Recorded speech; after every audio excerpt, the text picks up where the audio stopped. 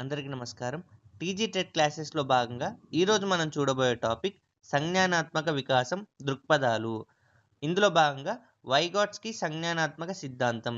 వైగాట్స్‌కి development theory గనుక చూద్దాం మనం ఇక్కడ.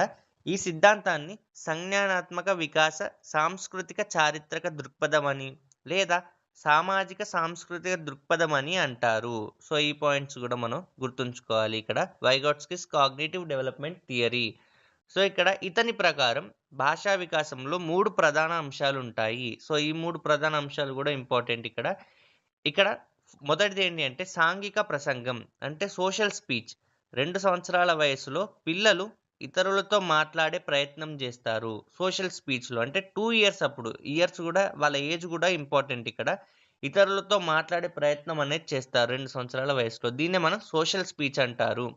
అలాగే రెండోది ప్రైవేట్ ప్రసంగం. అంటే ప్రైవేట్ స్పీచ్. 3 సంవత్సరాల వయసులో. ఇదెప్పుడంటే 3 సంవత్సరాల వయసులో పిల్లల్లో కనబడుతుంది.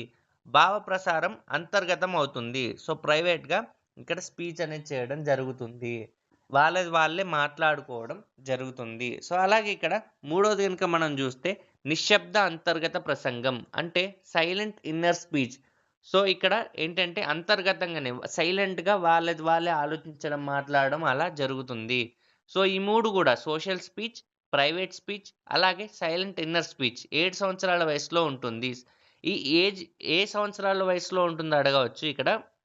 సోషల్ స్పీచ్ 2 సంవత్సరాలప్పుడు, ప్రైవేట్ స్పీచ్ 3 సంవత్సరాలప్పుడు, అలాగే ఇక్కడ సైలెంట్ ఇన్నర్ స్పీచ్ అనేది 7 సంవత్సరాల వయసులో ఉంటుంది. ఈ పాయింట్స్ అనేది తప్పకుండా గుర్తుంచుకోవాలి. సో, అలాగే ఇక్కడ మనం జూస్తే నోమ్ చామ్స్కీ గురించి చూద్దాం. సో, ఇందాక మనం చూసిందొచ్చేసి వైగాట్స్కీ గురించి గదా! సో, ఇప్పుడు నోమ్ చామ్స్కీలో ఇంపార్టెంట్ పాయింట్ ఏంటి అంటే, ఇతను నవీన భాషా శాస్త్ర సిద్ధాంతాన్ని ప్రతిపాదించాడు. సో, మన క్వెషన్ 2 రకాలుగా గూడా అడగవచ్చు. నోమ్ చామ్స్కీ ఏ సిద్ధాంతాన్ని ప్రతిపాదించాడు అంటే, నవీన భాషా శాస్త్ర సిద్ధాంతం లేదా నవీన భాషా శాస్త్ర సిద్ధాంతాన్ని ఎవరు ప్రతిపాదించారు అంటే, నోమ్ చామ్స్కీ. సో, అలాగే ఇక్కడ జీరోమ్ బ్రూనర్ గురించి గూడా అడగవచ్చు. అభ్యసనలో సారువ భావనను ప్రవేశపెట్టాడు. అంటే స్కాఫోల్డింగ్.